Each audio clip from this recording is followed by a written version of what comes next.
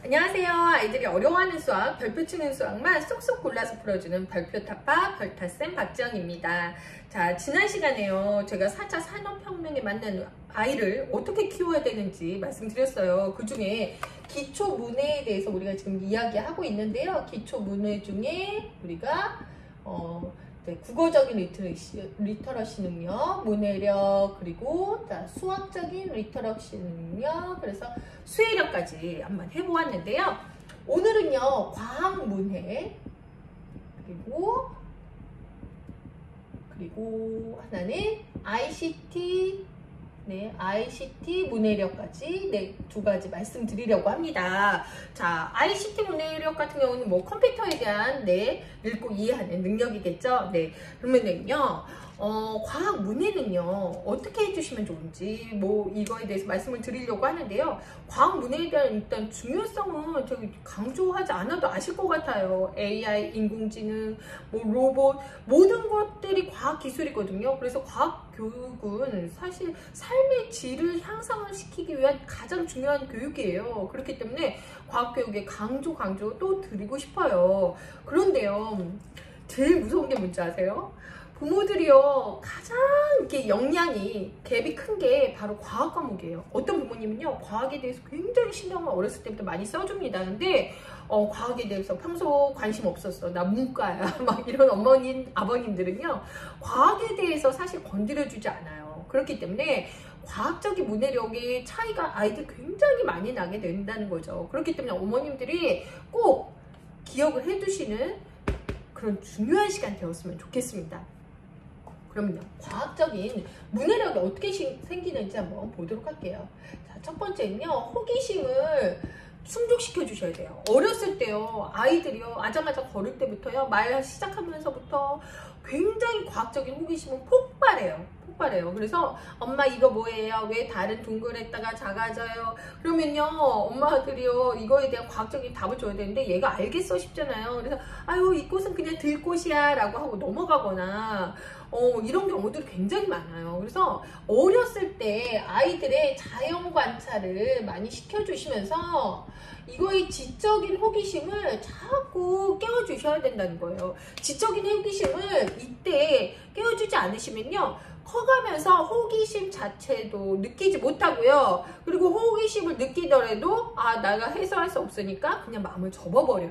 그렇기 때문에 어렸을 때부터 자연 관찰을 하면서 생기는 호기심들, 이런 호기심들을 많이 엄마가 답을 해줄 수 있어야 돼요. 꼭 풀어주셔야 된다는 거죠. 어떻게 풀어주냐고요? 제가 다 아니었고요. 그죠? 요새 네이버 어플 딱 보시면요, 꽃이 있어요. 꽃이 엄마 이거 무슨 꽃이야? 그러면요, 그 꽃을 갖다가 카메라에 딱 들이대면요, 이 꽃에 대한 이름이 쫙 나와요. 그리고 이 꽃의 이름이 왜 이렇게 됐는지까지도 굉장히 재밌게 나오거든요. 그러면 그거를 재밌게 이야기해 주시면 좋아요. 제가 하나 예를 들면요, 바다에 갔어요. 바다에 갔더니 이렇게 뿔이 두 쌍 있는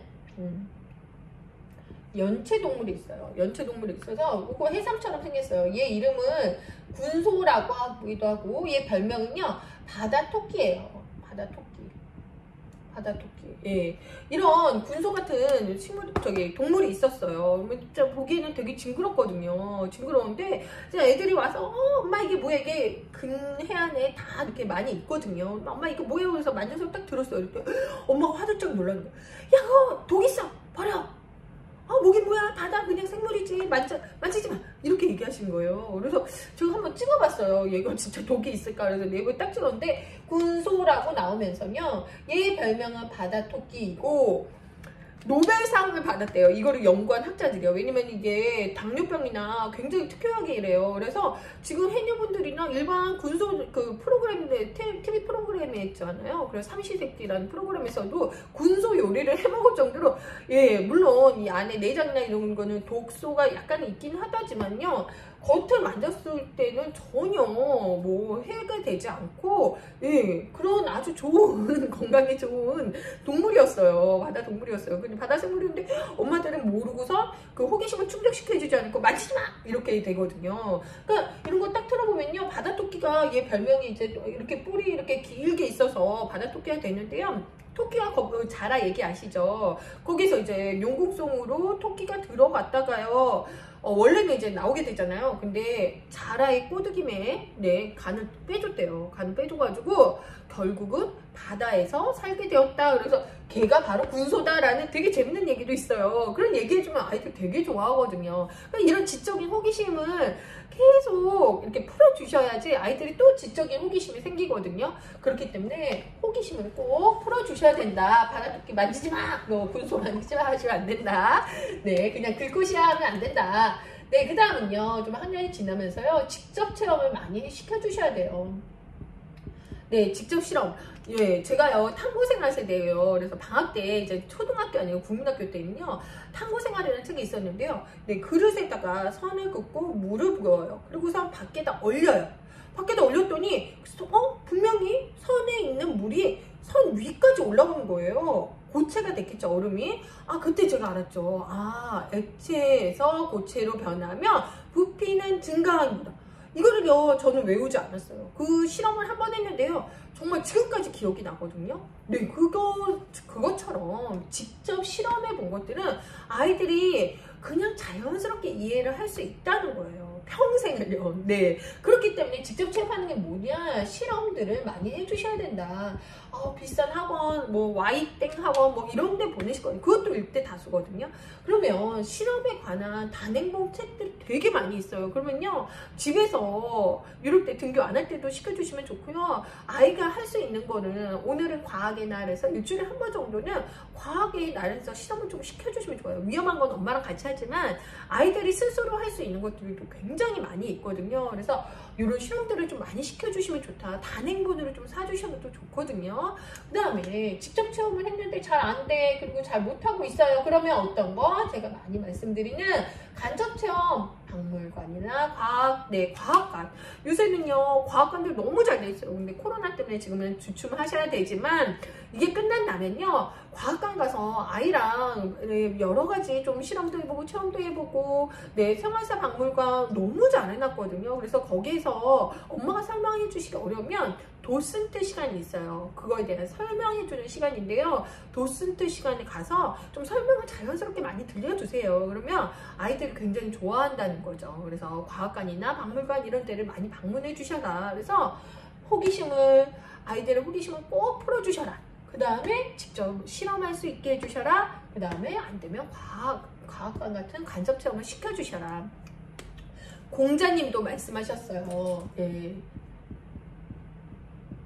이건요, 제가 줄여서 말을 6글자로 만들었거든요. 공자님께서도 말씀하셨지만, 들으면요, 잊어버려요. 들으면 잊어버리고, 보면 기억하고, 해보면 이해한다. 이거 공자님이 말씀하셨는데, 제가 그냥 들으면 까먹고, 들으면 까먹어요. 그리고 보면 기억하고요. 그리고 만지면 이해하게 된다는 거죠. 그래서 듣다 보기를 많이. 네.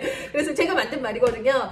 어머님들 듣다 보기 많이. 네. 이렇게 생각하셔. 듣다 보기를 많이 하시라. 네. 그래서 만지는 거를 많이 해주시면 저절로 자연스럽게 이해하게 된다라고 말씀드립니다.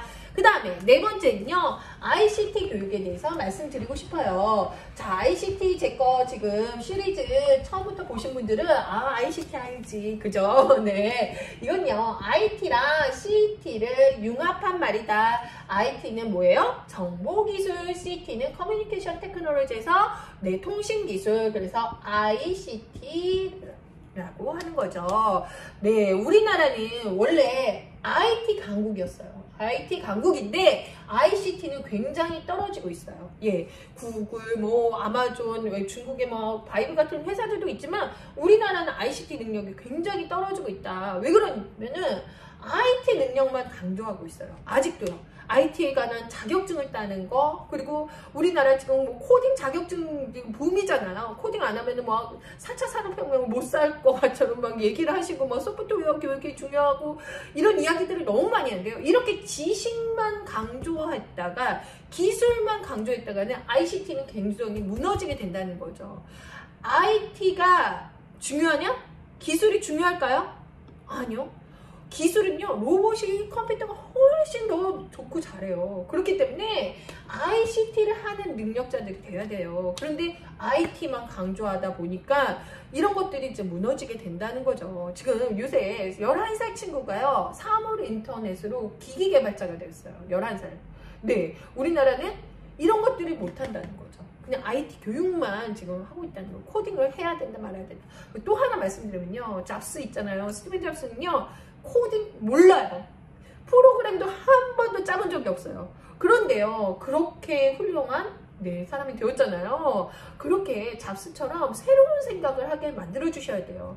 네, 그래서 제가 아이한테 이런 ICT 능력을 키우는 방법 첫 번째로 말씀드릴 건 뭐냐면요, 지금은요 IT 기술이 중요한 게 아니고요, 첫 번째는 뭐냐면요, 정보통신 윤리 교육을 시켜주셔야 돼요.